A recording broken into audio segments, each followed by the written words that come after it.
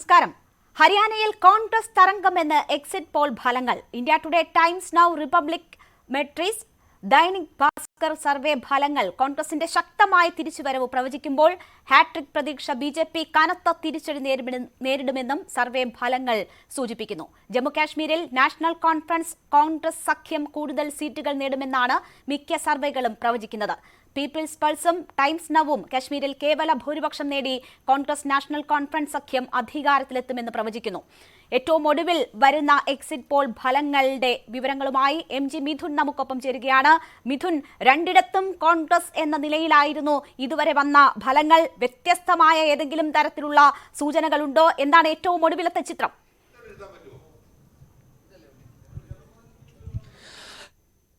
ഇപ്പോൾ നമുക്ക് ഈ പൂർണ്ണമായും എക്സിറ്റ് പോൾ ഫലങ്ങൾ പുറത്തു വന്നപ്പോൾ ഒരു മുൻതൂക്കം ഹരിയാനയെ സംബന്ധിച്ച് നോക്കുമ്പോൾ കോൺഗ്രസിന്റെ ഒരു തിരിച്ചുവരവ് തന്നെയാണ് നമുക്ക് അവിടെ കാണാൻ സാധിക്കുകയും ചെയ്യുന്നത്. കാരണം 10 വർഷത്തെ ഇടവേളയ്ക്ക് ശേഷം BJP സർക്കാരിന്റെ ആ ഒരു ഭരണം അവസാനിപ്പിച്ചുകൊണ്ട് ആ ഭരണത്തിന് വിരാമം വിട്ടുകൊണ്ട് കോൺഗ്രസ് അവിടെ തിരിച്ചു വരുന്നു എന്നുള്ളതാണ് ഏറ്റവും ശ്രദ്ധേയമായിട്ടുള്ള കാര്യം. ഭൂരിഭാഗം സർവേയും ഹരിയാനയിൽ കോൺഗ്രസ് വരുന്നു എന്നുള്ളതാണ് പ്രധാനമായും എടുത്തു പറയുകയും ചെയ്യുന്നത്. അതിൽ ഓരോ കണക്കുകൾ നമുക്ക് നോക്കുമ്പോൾ അതിലേക്ക് നമുക്ക് വരാമെന്ന് തോന്നുന്നു. ആദ്യം തന്നെ നമുക്ക് റിപ്പബ്ലിക് ഫലം നോക്കുമ്പോൾ തന്നെ ഹരിയാനയിൽ റിപ്പബ്ലിക് മെട്രിക്സിന്റെ സർവേ ഫലം നോക്കുമ്പോൾ കോൺഗ്രസ് 55 മുതൽ 62 സീറ്റുകൾ വരെ നേടാം എന്ന് പറയുന്നു. ഒപ്പം തന്നെ BJP 18 മുതൽ 24 സീറ്റുകൾ നേടും. JJP 0 മുതൽ 3 സീറ്റുകൾ, INLD 3 മുതൽ 6 സീറ്റുകൾ വരെ നേടാമെന്നുള്ളതാണ് റിപ്പബ്ലിക് മെട്രിക്സ് സർവേ ഫലം പ്രഖ്യാപിച്ചിരിക്കുന്നത്. ഒപ്പം തന്നെ ദൈനിക് ഭാസ്കർ എക്സിറ്റ് പോൾ ഫലങ്ങൾ നോക്കുമ്പോൾ കോൺഗ്രസ് 44 മുതൽ 54 സീറ്റ് വരെ, BJP 15 മുതൽ 29 സീറ്റ് വരെ, JJP 0 മുതൽ 1 സീറ്റ് വരെ, INLD 0 മുതൽ 2 സീറ്റ് വരെ നേടാമെന്ന് ദൈനിക് ഭാസ്കർ ഫലം പ്രഖ്യാപിക്കുന്നു. ധ്രുവിന്റെ എക്സിറ്റ് പോൾ ഫലങ്ങൾ നോക്കുമ്പോൾ കോൺഗ്രസ് 57 സീറ്റുകൾ വരെ നേടും, BJP 27 seat, JJP 3 seat, INLD 2 seat. People pulse നോക്കുമ്പോൾ കോൺഗ്രസ് 49 മുതൽ 61 സീറ്റുകൾ വരെ നേടി കേവല ഭൂരിപക്ഷത്തിലേക്ക് എത്തുമെന്ന് പീപ്പിൾസ് പൾസ് സർവേ ഫലം പ്രഖ്യാപിക്കുന്നു. BJP 20 മുതൽ 32 സീറ്റ്, JJP 1 സീറ്റ്, INLDയും ഒപ്പം തന്നെ ആം ആദ്മി ഒന്നും തന്നെ സീറ്റുകൾ നേടില്ല എന്നുകൂടിയാണ് പീപ്പിൾസ് പൾസിന്റെ സർവേ ഫലം പ്രഖ്യാപിക്കുകയും ചെയ്തിരിക്കുന്നത്. ഒപ്പം തന്നെ ആജ് തക്കിനെ നോക്കുമ്പോൾ ടൈംസ് നൗ നോക്കുമ്പോൾ കോൺഗ്രസ് 55 മുതൽ 62 വരെ, BJP 18 മുതൽ 24 വരെ, JJP 3 സീറ്റ്, INLD 6 സീറ്റ് എന്നിങ്ങനെയാണ് സർവേ ഫലങ്ങൾ സൂചിപ്പിക്കുകയും ചെയ്യുന്നത്. അതേസമയം ജമ്മു കാശ്മീരിലേക്ക് പോകുമ്പോൾ ഒരു വ്യക്തമായ കേവല ഭൂരിപക്ഷം ആർക്കും ലഭിക്കില്ല. ഒരു ഇഞ്ചോടിഞ്ച് പോരാട്ടത്തിലേക്കാണ് ജമ്മു കാശ്മീരിന്റെ നിയമസഭാ തെരഞ്ഞെടുപ്പ് കടക്കുന്നതെന്നാണ് മനസ്സിലാക്കാൻ സാധിക്കുന്നത്. 10 വർഷത്തിന് ശേഷമാണ് നടക്കുന്ന തെരഞ്ഞെടുപ്പാണ്. ഒരു അക്രമ സംഭവങ്ങൾ പോലും റിപ്പോർട്ട് ചെയ്യാതെ നടന്ന, വളരെ സമാധാനപരമായി നടന്ന ഒരു പോളിംഗ് ആയിരുന്നു. 3 ഘട്ടങ്ങളായി നടന്നപ്പോഴെല്ലാം തന്നെ കൃത്യമായി 96 ശേഷം നടന്ന ഏറ്റവും വലിയ പോളിംഗ് ശതമാനമാണ് അവിടെ രേഖപ്പെടുത്തുകയും ചെയ്ത 63.8% പേർ പോളിംഗ് രേഖപ്പെടുത്തുകയും ചെയ്ത ഒരു തെരഞ്ഞെടുപ്പ് കൂടിയാണ്. അവിടെ ആർക്കും ഒരു കേവല ഭൂരിപക്ഷത്തിലേക്ക് എത്താനാകുന്നില്ല എന്നുള്ളതാണ് ഇതുവരെ പുറത്തു വന്നിട്ടുള്ള സർവേ ഫലങ്ങളിലൂടെ നമുക്ക് മനസ്സിലാക്കാൻ സാധിക്കുന്നത്. മെട്രിക്സ് പോൾ ഫലം നോക്കുമ്പോൾ BJP 25 സീറ്റ്, കോൺഗ്രസിനൊപ്പം നാഷണൽ കോൺഫറൻസും ഒപ്പം തന്നെ CPM, JKPP തുടങ്ങിയ പാർട്ടികളുണ്ട്. 12 സീറ്റ് വരെ നേടുമെന്നാണ് മെട്രിക്സ് പോൾ ഫലങ്ങൾ പ്രഖ്യാപിക്കുന്നത്. PDP 28 സീറ്റുകൾ നേടി ഏറ്റവും വലിയ ഒറ്റകക്ഷിയാകുമെന്നും മെട്രിക്സ് പോൾ ഫലം പ്രഖ്യാപിക്കുന്നു. ADES സ്വതന്ത്രർ ഉൾപ്പെടെ നിരവധി പേർ മത്സരിച്ച ഒരു തെരഞ്ഞെടുപ്പ് കൂടിയാണ്. ADES 22 പേർ വിജയിക്കുമെന്നാണ് മെട്രിക്സ് പോൾ ഫലം വ്യക്തമാക്കുന്നത്. അതേസമയം പീപ്പിൾ പൾസിന്റെ പോളിലേക്ക് പോകുമ്പോൾ BJP 23 മുതൽ 27 സീറ്റ് വരെ, കോൺഗ്രസ് പ്ലസ് 33 മുതൽ 35 സീറ്റ് വരെ, PDP 7 മുതൽ 11 സീറ്റ് വരെ, ADES 4 മുതൽ 5 സീറ്റ് വരെ നേടും. ടൈംസ് നൗവിന്റെ കണക്കുകൾ നോക്കുമ്പോൾ BJP 23 മുതൽ 27 സീറ്റ്, കോൺഗ്രസ് പ്ലസ് 46 മുതൽ 50 സീറ്റ് വരെ നേടി അധികാരത്തിലേക്ക് എത്തുമെന്നാണ് ടൈംസ് നൗ പറയുകയും ചെയ്യുന്നത്. PDP 7 മുതൽ 11 സീറ്റ്, ADES നോക്കുമ്പോൾ 4 മുതൽ 6 സീറ്റ് വരെ. അതേസമയം ഇന്ത്യ ടുഡേ നോക്കുമ്പോൾ BJP 27 മുതൽ 32 സീറ്റ്, കോൺഗ്രസ് 40 മുതൽ 48 സീറ്റ് വരെ നേടാമെന്നുള്ള ഒരു ഫലപ്രഖ്യാപനമാണ് ഇന്ത്യ ടുഡേ നടത്തിയിരിക്കുന്നത്. PDP 6 മുതൽ 12 സീറ്റ് വരെ നേടും, ADES 6 മുതൽ 11 സീറ്റ്. റിപ്പബ്ലിക് ഭാരതിന്റെ കണക്കുകൾ നോക്കുമ്പോൾ BJP 28 മുതൽ 30 സീറ്റ് വരെ, കോൺഗ്രസ് പ്ലസ് 31 മുതൽ 36 വരെ, PDP 5 മുതൽ 7 സീറ്റ്, അതേസ് 8 മുതൽ 16 സീറ്റ് വരെ നേടുമെന്ന് റിപ്പബ്ലിക് ഭാരതിന്റെ കണക്കുകൾ സൂചിപ്പിക്കുന്നു. ആജ് കണക്കുകൾ നോക്കുമ്പോൾ BJP 27 മുതൽ 32 സീറ്റ് വരെ, കോൺഗ്രസ് പ്ലസ് 40 മുതൽ 48, PDP 6 മുതൽ 12, അതേസ് 6 മുതൽ 11 വരെ. അങ്ങനെ നോക്കുകയാണ്. അതായത് നമ്മൾ നോക്കുമ്പോൾ ജമ്മുവിൽ 43 സീറ്റുകൾ, കശ്മീരിൽ 47 സീറ്റുകൾ, അങ്ങനെ 90 സീറ്റുകളിലേക്കാണ് നിയമസഭാ തെരഞ്ഞെടുപ്പ് നടക്കുന്നത്. ഇതിൽ 43 സീറ്റുകളിലും ജമ്മുവിൽ നടന്ന 43 സീറ്റുകളിലേക്കും കൃത്യമായി തന്നെ സ്ഥാനാർത്ഥികളെ നിർത്താൻ BJPക്ക് ആയിരുന്നു. പക്ഷേ കാശ്മീരിലേക്ക് നോക്കുമ്പോൾ 47 സീറ്റിൽ വെറും 19 ഇടത്ത് മാത്രമാണ് അവർ സ്ഥാനാർത്ഥികൾ നിശ്ചയിച്ചിരിക്കുന്നത്. അങ്ങനെ 61 ഇടത്ത് മാത്രമാണ് ജമ്മു കാശ്മീരിൽ അവർ മത്സരിക്കുകയും ചെയ്യുന്നത്. ഒരുപക്ഷേ ജമ്മുവിൽ 43 ഇടത്തുള്ള ആ സീറ്റുകൾ നേടിയാൽ മാത്രമേ അവർക്ക് അധികാരത്തിലേക്ക് വരാൻ സാധിക്കൂ. അതല്ല എങ്കിൽ മറ്റുള്ളവരുടെ നമ്മൾ ഈ കണക്കുകൾ നോക്കുമ്പോൾ ഒരുപക്ഷേ ആർക്കും കേവല ഭൂരിപക്ഷമില്ലാത്ത പോകുമ്പോൾ അതേസിനെ അതായത് സ്വതന്ത്രരായിട്ടുള്ള സ്ഥാനാർത്ഥികൾ വിജയിച്ചു വരുന്ന അവരെ കൂടി ഒപ്പം നിർത്തി മാത്രമേ ഒരുപക്ഷേ ഒരു സർക്കാർ രൂപീകരണത്തിലേക്ക് അവിടെ കടക്കാൻ സാധിക്കൂ എന്നാണ് മനസ്സിലാക്കാൻ സാധിക്കുന്നത്. ഒപ്പം തന്നെ PDP, അത് നമുക്കറിയാം, മെഹബൂബ മുഫ്തിയുടെ നേതൃത്വത്തിലായിരുന്നു കഴിഞ്ഞ തവണ നേരത്തെ മുൻകാലങ്ങളിൽ തെരഞ്ഞെടുപ്പ് നേരിട്ടെങ്കിൽ ഇത്തവണ അവരുടെ മകൾ ഇത്തിജ മുഫ്തിയുടെ നേതൃത്വത്തിലായിരുന്നു ഇത്തവണ തെരഞ്ഞെടുപ്പ് നേരിട്ടത്. അതിൽ പ്രധാനപ്പെട്ട സർവേ ഫലങ്ങളിലൊക്കെ തന്നെ കൃത്യമായ ആധിപത്യം പുലർത്താൻ PDPക്ക് സാധിക്കുമെന്ന് പറയുന്നു. പക്ഷേ ഒരു കേവല ഭൂരിപക്ഷത്തിലേക്ക് ഒറ്റയ്ക്ക് നടന്നു നീങ്ങാൻ PDPക്ക് സാധിക്കുകയും ചെയ്തില്ല. അതിലേറ്റവും പ്രധാനമായും പറയേണ്ടത് കോൺഗ്രസ് പ്ലസ്, അതായത് ഇന്ത്യ സഖ്യത്തിൽ ഉള്ള പാർട്ടികൾ തന്നെയാണ്. നാഷണൽ കോൺഫറൻസ്, ഒമർ അബ്ദുള്ളയുടെ പാർട്ടി, അവർ കൃത്യമായ തന്നെ ആധിപത്യം വെച്ചു പുലർത്തും. കോൺഗ്രസിനും കൃത്യമായ ആധിപത്യം വെച്ചു പുലർത്താൻ സാധിക്കും. അങ്ങനെ ചില സർവേ ഫലങ്ങൾ പറയുന്നു കോൺഗ്രസ് നേതൃത്വം, കോൺഗ്രസിനൊപ്പമുള്ള സഖ്യം ഒരുപക്ഷേ കശ്മീരിലേക്ക് അധികാരത്തിൽ വരാനുള്ള സാധ്യത മാത്രമാണ് പറയുന്നത്. പക്ഷേ എന്തായാലും ജമ്മു കാശ്മീർ വെച്ച് നോക്കുമ്പോൾ ഒരു ഇഞ്ചോടിഞ്ച് പോരാട്ടം മാത്രമാണ് നമുക്ക് കാണാൻ സാധിക്കുന്നത്. അതേസമയം ഹരിയാനയെ നോക്കുമ്പോൾ ജാട്ട് വിഭാഗത്തെ പിണക്കിയത് BJPക്ക് തിരിച്ചടിയാകുന്നു. ഒപ്പം തന്നെ കർഷകരെ പിറക്കിയത് അത് തിരിച്ചടിയാകുന്നു. ഒപ്പം തന്നെ ഗുസ്തി താരങ്ങളുടെ പ്രശ്നങ്ങൾ പരിഹരിക്കാതെ പോയത് അത് അവർക്ക് തിരിച്ചടിയാകുന്നു എന്നുള്ളതാണ് ഏറ്റവും ശ്രദ്ധേയമായിട്ടുള്ള കാര്യം. 10 വർഷത്തിനിപ്പുറം BJP ഭരണം അവസാനിപ്പിച്ചുകൊണ്ട് കോൺഗ്രസ് അധികാരത്തിലേക്ക് കയറുന്നു എന്നുള്ളതാണ് ഏറ്റവും പ്രധാനമായിട്ടുള്ള കാര്യം. എല്ലാ സർവേ ഫലങ്ങളും കോൺഗ്രസിന് അനുകൂലമായി ഹരിയാനയിൽ പോൾ ചെയ്തിരിക്കുന്നു എന്നുള്ളതാണ് നമുക്ക് ഈ ഒരു എക്സിറ്റ് പോൾ ഫലങ്ങളിൽ നിന്ന് മനസ്സിലാകുന്നത്. തീർച്ചയായും MG മിഥുനാണ് ഏറ്റവും ഒടുവിലത്തെ എക്സിറ്റ് പോൾ ഫലങ്ങൾ സംബന്ധിച്ചുള്ള ചിത്രം നൽകിയത്. ഹരിയാനയിൽ കോൺഗ്രസിന്റെ തിരിച്ചുവരവ് മിക്ക എക്സിറ്റ് പോളുകളും പ്രവചിക്കുന്നു. അതേസമയം ജമ്മു കാശ്മീരിൽ അത് തൂക്കുസഭയാകാനുള്ള സാധ്യതയാണ് എന്ന് വരുന്നു. അപ്പോഴും കോൺഗ്രസിന് അധികാരത്തിൽ, നാഷണൽ കോൺഫറൻസുമായി ചേർന്ന് അധികാരത്തിലെത്താനുള്ള സാഹചര്യങ്ങൾ തന്നെയാണ് എക്സിറ്റ് പോൾ ഫലങ്ങൾ ചൂണ്ടിക്കാണിക്കുന്നത്. എന്താണ് സംഭവിക്കുന്നത്? താമര വാടുകയാണോ? മോദി പ്രഭാവം രാജ്യത്ത് മങ്ങുകയാണോ? എന്താണ് ഈ എക്സിറ്റ് ഫലങ്ങളുടെ സൂചന എന്നതാണ് നമ്മൾ പരിശോധിക്കുന്നത്. നമുക്കൊപ്പം രാഷ്ട്രീയ നിരീക്ഷകൻ G ഗോപകുമാർ, BJP പ്രതിനിധി P കൃഷ്ണദാസ്, ഒപ്പം രാഷ്ട്രീയ നിരീക്ഷകൻ ജോർജ് പൊടിപ്പാറ എന്നിവർ ചേരുകയാണ്. ആദ്യം ശ്രീ G ഗോപകുമാർ, ഇവിടെ എക്സിറ്റ് പോൾ ഫലങ്ങൾ, 2 നിർണായക തെരഞ്ഞെടുപ്പുകൾ നടന്ന സംസ്ഥാനങ്ങളിലെ എക്സിറ്റ് പോൾ ഫലങ്ങൾ വരുമ്പോൾ ഹരിയാനയിൽ 10 വർഷത്തെ BJP ഭരണം അവസാനിപ്പിച്ച് വ്യക്തമായ ഭൂരിപക്ഷത്തോടു കൂടി കോൺഗ്രസ് അധികാരത്തിൽ വരും എന്നതിന്റെ സൂചനകൾ വരുന്നു. അവിടെ ശക്തമായ ഭരണവിരുദ്ധ വികാരം ഉണ്ട് എന്ന് നേരത്തെ തന്നെ പ്രചാരണ വേളയിൽ തന്നെ സൂചനകൾ ഉണ്ടായിരുന്നു. അത് മറികടക്കാനുള്ള പല വിധത്തിലുള്ള തന്ത്രങ്ങൾ BJP ആവിഷ്കരിക്കുകയും ചെയ്തതാണ്. യഥാർത്ഥ ഫലങ്ങളോട് ചേർന്ന് നിൽക്കും ഈ എക്സിറ്റ് പോൾ ഫലങ്ങൾ എന്ന് താങ്കൾ കരുതുന്നുണ്ടോ? തീർച്ചയായിട്ടും എക്സിറ്റ് പോൾ ഫലങ്ങൾ ശരിയായിട്ട് വരാനാണ് ഈ 2 മേഖലകളിലും, ജമ്മു കാശ്മീരിലും അതോടൊപ്പം തന്നെ ഹരിയാനയിലും വരാനുള്ള സാധ്യത. ഹരിയാനയിൽ തീർച്ചയായിട്ടും BJPക്ക് ഭരണം നഷ്ടപ്പെടാനുള്ള എല്ലാ സാഹചര്യവും ഇപ്പോഴത്തെ ചുറ്റുപാടിൽ കാണുന്നുണ്ട്. അതിൻ്റെ പ്രധാന കാരണങ്ങൾ ഇവിടെ ചൂണ്ടിക്കാണിച്ച കാര്യങ്ങളുണ്ട്. അതിനപ്പുറം ഈ കർഷകരുടെ കാര്യത്തിലായാലും വിലക്കയറ്റത്തിൻ്റെ കാര്യത്തിലായാലും തൊഴിലില്ലായ്മ വർദ്ധിച്ചതും പിന്നെ ഈ സ്പോർട്സ് താരങ്ങളുമായിട്ടുള്ള പ്രശ്നങ്ങളിലൊക്കെ മാധ്യമ ശ്രദ്ധ വലുതായിട്ട് വന്നു എന്നുള്ളത് നമ്മൾ ഓർക്കണം. അപ്പോൾ ആ നിലയ്ക്ക് ഉത്തരേന്ത്യയിൽ ചെറിയൊരു സംസ്ഥാനമാണെങ്കിലും ലോക്സഭാ പോളിൽ BJPക്ക് പിടിച്ചു നിൽക്കാൻ കഷ്ടിച്ച് കഴിഞ്ഞത് അസംബ്ലി പോളിൽ പറ്റുന്നില്ല എന്നുള്ളത് വ്യക്തമായി ഈ സർവേ ഫലങ്ങളിൽ കാണുന്നുണ്ട്. അതുകൊണ്ടത് തീർച്ചയായിട്ടും 10 വർഷത്തെ ഭരണത്തിനെതിരെയുള്ള ഒരു വികാരമായിട്ട് വേണമെങ്കിൽ കാണാം. അത് അൺഎംപ്ലോയ്മെൻറ്റ് ഒരു ഫാക്ടറാണ്. അഴിമതിയും ആക്ഷേപങ്ങളും മറ്റൊരുപാട് പ്രശ്നങ്ങൾ വന്നു. അതെല്ലാം വന്നപ്പോഴും അതിനെതിരെ പ്രത്യേകിച്ച് നേതൃത്വത്തെ മാറ്റിയപ്പോൾ അതിന് പ്രത്യേകിച്ചൊരു സാഹചര്യം ഉണ്ടായില്ല. ഒരു പുതിയൊരു ആവേശം നൽകുന്ന രീതിയിലൊരു മുഖ്യമന്ത്രി സ്ഥാനാർത്ഥിയുടെ പ്രതീക്ഷ ഉദ്ദേശിക്കുന്ന രീതിയിൽ വളർന്നില്ല. അപ്പോൾ ആ നിലയ്ക്കെല്ലാം നോക്കുമ്പോൾ ബി ജെ പിക്ക് തിരിച്ചടിക്കുള്ള എല്ലാ സാധ്യതയും ഹരിയാനയിൽ കാണുന്നു. ജമ്മു കാശ്മീരിനെ സംബന്ധിച്ചിടത്തോളം വാസ്തവത്തിൽ തിരഞ്ഞെടുപ്പ് നടന്നു, 64% പോളിംഗ് നടന്നു എന്നുള്ളത് തന്നെ ജനാധിപത്യത്തിലെ വലിയൊരു വിജയമാണ്. കാരണം നമുക്കറിയാം ജമ്മു കാശ്മീർ ഏതറ്റം വരെ പോയി. പാകിസ്ഥാൻ്റെ പ്രോക്സി വാർ ഒരു വശത്ത് നടക്കുന്നു, നിരന്തരമായ തീവ്രവാദ വർധനവുണ്ടായി.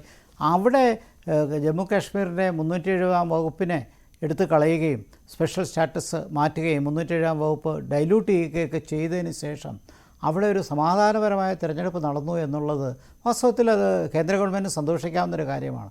കാരണം ജനാധിപത്യം വിജയിക്കുന്നത് പല ഘട്ടങ്ങളിലാണ്. ഇത്തരത്തിലൊരു ഹൈ പോളിംഗ് റേറ്റിലൊരു തിരഞ്ഞെടുപ്പ് നടന്നു എന്നുള്ളത് തന്നെയാണ് ഡെമോക്രസിയുടെ ഏറ്റവും വലിയ വിജയം. സാധ്യത തൂക്കുസഭയ്ക്കാണ്. പക്ഷേ എന്നാലും നാഷണൽ കോൺഫറൻസ് കോൺഗ്രസ് സഖ്യത്തിന് ഒരു എഡ്ജ് അവിടെ കാണുന്നുണ്ട്. ആ എഡ്ജ് വരാനുള്ള കാരണം ബി ജെ പിക്ക് കാശ്മീർ താഴ്വരയിൽ സ്ഥാനാർത്ഥികൾ അധികം ഉണ്ടായിരുന്നില്ല. അവർക്കവിടെ ജനകീയത വർദ്ധിപ്പിക്കാൻ കഴിഞ്ഞില്ല. എന്നാൽ ജമ്മു മേഖലയിലാകട്ടെ ശക്തമായ ബി ജെ പിയുടെ പ്രസൻസും കാണുന്നുണ്ട്. അപ്പോൾ മൊത്തത്തിൽ നോക്കുമ്പോൾ ഒരു തൂക്കുസഭയാണെങ്കിൽ പോലും കോൺഗ്രസ് നാഷണൽ കോൺഫറൻസിന് ഭരിക്കാൻ പറ്റുന്നൊരു സാഹചര്യം. അവിടെ ചെറു പാർട്ടികളൊന്നും ഇല്ലാതെയല്ല, ചെറു പാർട്ടികളുണ്ടായിരുന്നു. റഷീദ് എഞ്ചിനീയറുടെ പാർട്ടിയുടെ പ്രസൻസ് ഉണ്ടായിരുന്നു, PDPയുടെ പ്രസൻസ് ഉണ്ടായിരുന്നു, പിന്നെ പീപ്പിൾസ് കോൺഫറൻസ് ഉണ്ട്. അങ്ങനെ കൊച്ചു കൊച്ചു പാർട്ടികളൊക്കെ അവിടെ പ്രവർത്തിച്ച് അവരൊക്കെ ഒരുപക്ഷെ നാഷണൽ കോൺഫറൻസ് കോൺഗ്രസ് സഖ്യത്തിൻ്റെ വിജയത്തിനെ കുറച്ച് തടയിടാൻ കഴിഞ്ഞു. ഒരുപക്ഷെ അതുകൊണ്ടായിരിക്കണം തൂക്കുസഭയ്ക്കുള്ള സാധ്യത കാണുന്നത്. മറുവശത്ത് ബി ജെ പിയുടെ ശക്തി ജമ്മു റീജിയനിൽ ഒതുങ്ങുന്നു എന്നുള്ളത് ഇവിടെ ശ്രദ്ധയാണ്. ഇതൊക്കെ പറയുമ്പോഴും തിരഞ്ഞെടുപ്പ് നടന്നു, സമാധാനപരമായ തിരഞ്ഞെടുപ്പ് നടന്നു. ജനവിധി പ്രത്യേകിച്ച് അവിടെ ബി ജെ പിക്ക് ഭരണം കിട്ടിയത് അപൂർവമായിട്ടേ കിട്ടിയിട്ടുള്ളൂ. അതേസമയം പലപ്പോഴും നാഷണൽ കോൺഫറൻസോ അല്ലെങ്കിൽ PDP മാറി മാറി ഭരിച്ചു. പക്ഷേ അവിടുത്തെ സാങ്കേതിക പ്രശ്നങ്ങളും സുരക്ഷാ പ്രശ്നങ്ങളും അത് വിദേശ നയത്തിലുയർത്തിയ പ്രശ്നങ്ങൾ ഉൾപ്പെടെ നമുക്ക് നേരിട്ട പ്രശ്നങ്ങളൊക്കെ നോക്കുമ്പോൾ കാശ്മീരിലെ തിരഞ്ഞെടുപ്പ് ഡെമോക്രസിക്ക്, ജനാധിപത്യത്തിനും എല്ലാ രാഷ്ട്രീയ പാർട്ടികൾക്കും സന്തോഷിക്കാവുന്നൊരു കാര്യമാണ്. അത് വിജയകരമായി നടന്നു. ഇനി തൂക്കുസഭയ്ക്ക് വന്നാൽ പോലും ഒരു ഗവൺമെൻറ് ഉണ്ടാകുമെന്ന് തന്നെ ഞാൻ പ്രതീക്ഷിക്കുന്നു. കാരണം കൊച്ചു കൊച്ചു പാർട്ടികൾ ബി ജെ പിക്ക് അനുകൂലമായി വരാൻ വലിയ സാധ്യതയില്ല. കാരണം ബി ജെ പിക്ക് അതനുസരിച്ചുള്ള സംഖ്യ ഉണ്ടെങ്കിൽ മാത്രമേ സാധ്യതയുള്ളൂ. തൂക്കുസഭ വന്നാലും നാഷണൽ കോൺഫറൻസിൻ്റെ നേതൃത്വത്തിൽ ഒരു ഭരണം വരാനുള്ള സാധ്യത ജമ്മു കാശ്മീർ കാണുന്നുണ്ട്.